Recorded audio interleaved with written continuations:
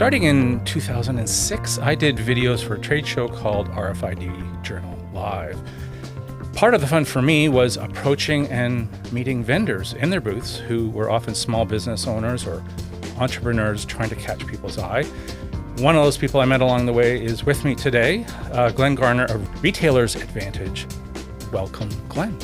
Hi, Jim. Good to see you again. Yes, it's been a while. I figure about 8 or 9 years. I met you in a booth at RFID Journal, and I think I actually did a video for you in your booth, which was not typically done. Do you miss trade shows? I enjoy trade shows. I enjoy meeting different people. You don't necessarily sell things, but you meet a whole group of people of all different types, and it gives me the opportunity to see parts of the United States or parts of Europe that I've never been to before, and I love it. Was it frustrating that that's kind of been cut off in the last couple of years, that kind of access, that kind of sales? Yeah, I miss the travel feel. I do like... so you like traveling? You like being on the road? Yeah, and it makes you feel alive. You're getting involved. You're excited about something. It's not necessarily about money, so it doesn't mean you're going to make sales, but you meet a lot of interesting people, and I like that. I mean, you're very active on LinkedIn, right? But I notice you sometimes you make a post from a multinational corporation, and you're not afraid to kind of jump in there with a little bit of snark. I have to. Like, so it's because, hey, look at me, or what's your thinking there when you're doing that? It's like putting your hands up. Hey, I'm over here. Right. And do you get response from that at all? Because sometimes it's there's definitely a bit of English. I think it's subtle. My concern with LinkedIn is there's so many of us sharing information, thoughts, and ideas. There's so much information that does it really get lost? So, and I think that's why that's why trade shows, when we get back to normal again, and you can go to a trade show, and then you can focus and ask more questions and talk about things, and you discuss things. And I think it's relationship building. You got to keep slowly getting to know each other. Is Glen telling the truth? Does he really believe in what he's saying? What's your favorite method of selling? My favorite method is keep turning up. It's like, keep going to the same company that I've been going for many years, 10, 20, 30, 35, 40 years. And you build relationships up, and you start to build trust, and you're looking forward to the time when, we win an order. Oh, so it's persistence though? I mean, do you have people say no to you for 20, 30, 40 years? Or? I think the biggest one is that's a good question, Jim, actually. The biggest one is great idea. I like it. But nothing gets done. Right. And I think that's quite typical. So you make a little mental note, somebody said great idea, but they didn't actually follow through with an order. Yeah.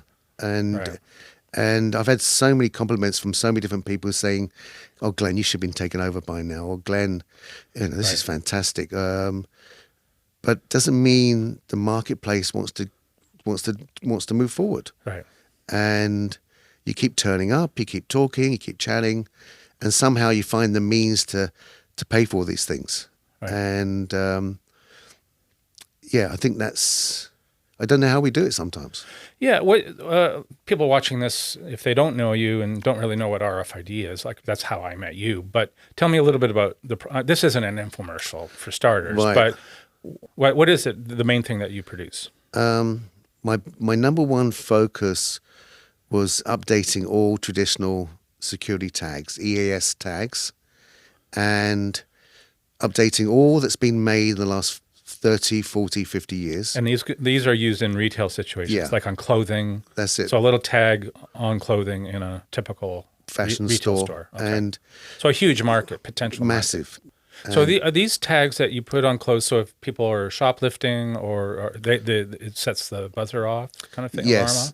And typically now you can go online to Amazon or Alibaba, eBay, and you can type in security tag removal, and simply buy the magnets or the hooks or the rogue detachers To get around and it. go shopping. So, You mean to break the tags? yeah, to defeat the tags. Right. And So you've made a better yeah, mousetrap. yeah, absolutely. So you've made a better tag. Mm-hmm. And my first version, which I had at the show that we met, Jim, Right.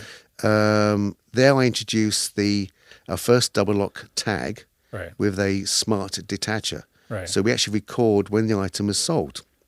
Right. We could also program the tag to say, you're that yellow dress, $125. And it could be done in like a split second. And So there's information on the tags. yeah. Like in a chip. absolutely. So that means And then, so you have software as well that oh yeah, reads that tag. and then so number one, you can't defeat the tag with a magnet, or that defeats other tags, or a simple hook. Number two, when you remove the tag from the garment, you can actually record when that item was sold at what time. So both those two thoughts alone can reduce your external theft and reduce your internal theft. So the main reason is it discourages like shoplifting and just internal, like what are they called? Shrinkage. And, Shrinkage is the word. So you're controlling both external and internal theft, and you're pushing the thieves to your next door neighbors. Right. And it's possible for us now too to design a tag, say, for 5 different retailers, and they could all have a double lock, but each one could be different to the next door neighbor. So you create uniqueness. I mean, in sales, you have to kind of eliminate obstacles, right? So what are the obstacles that are getting in the way between you and being Steve Jobs, I suppose? Yeah, a good question, Jim. Actually, I think, and that's a very good question, because even though you do these things, you believe in what you're doing, and you believe you have a good idea, but how can you actually turn it into making money? Right. And I did try to go to some of the larger companies. Many of them said nice things and nice thoughts, and they didn't spend money. So then I tried to target some large accounts, because I knew that if I could win a big account, then I'm breaking into the marketplace. And I got very, very close many, many times. I mean, is price an obstacle, or it's what's holding these people back, do you think? That's a good thought. Are you competing with what? It's cheaper products from somewhere else in the world? Yeah, I mean, now, a typical retailer says, hey, we know these security tags don't work anymore. That's their thought, because they haven't really tested anything else. I did do a test with a major department store chain. I proved amazing results of 83% shrink reduction, as well as I proved an increase in sales. I did a trade show with another RFID show in London, England, and a gentleman came over to me and says, Glenn, that sign you have saying 83% shrink reduction, no one's going to believe it. Like, it's not believable. It's too much. It's too high. And I thought that was really good, that someone actually told me that, because I didn't think like that. The sad thing, what happened after that is the company that tested it actually decided to purchase another product that was cheaper and quite traditional. But I think that's part of the learning curve. It's just the things you go through. Fortunately, we've got some good customers that buy some traditional products from us. So with the money we make from that helps us finance new innovations, new ideas, What's your definition of success? That's a good question. Really good question, actually. What is the definition of success? Do you put a number on it, or is it? I don't think it's money. I think it's just like having a baby. You're so pleased with yourself if everything's okay. The baby's okay, and you just feel, you're in love. You feel good that, we did achieve, we are the best in the industry. And that sounds a little bit overconfident and a bit cocky, but you've upgraded all the single lock devices made with a double lock. Now, is there any advantage? For whatever reason, you've settled in Canada, right? But maybe there's personal reasons. But is there any advantage to being in Canada or the United States? Or I know you try to sell this product internationally, right?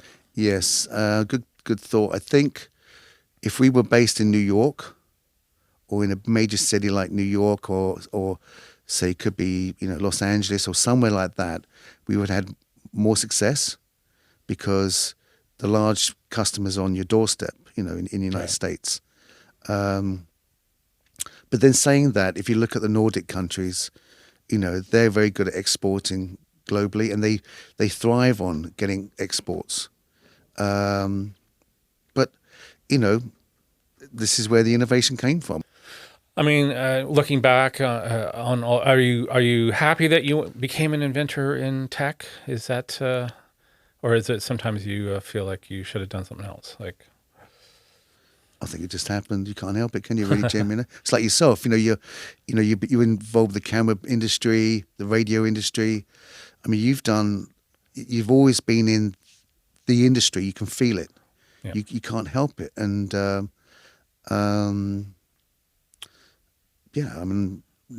naturally, I was an inventor when I was a kid. I invented 3 board games, and I still got those ideas in my head today. Do you set goals for yourself? Do you wake up, I want to come up with one new thought today? Or sometimes writers get up and write for an hour every day, even if it's gibberish, just to flex that muscle, right? So do you have any kind of structure to your day at all, or are you just in sales mode all the time these days, like chasing leads? I think I'm trying to learn not to overdo it, not to sell too much. I think what I love is like playing tennis. The more you hit that tennis ball, and I should be playing more, the more you hit that tennis ball, your head relaxes and it turns off. And that's when, out of the blue, an idea comes up. Technology evolves. Does your mindset evolve as inevitably technology keeps moving on? That's why I like trade shows. Right.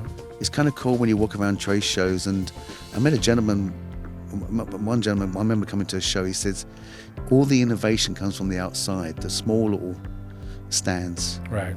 It's not from the big stand in the middle. Maybe they're the ones that are presenting it because they discovered it from the smaller stands around the outside.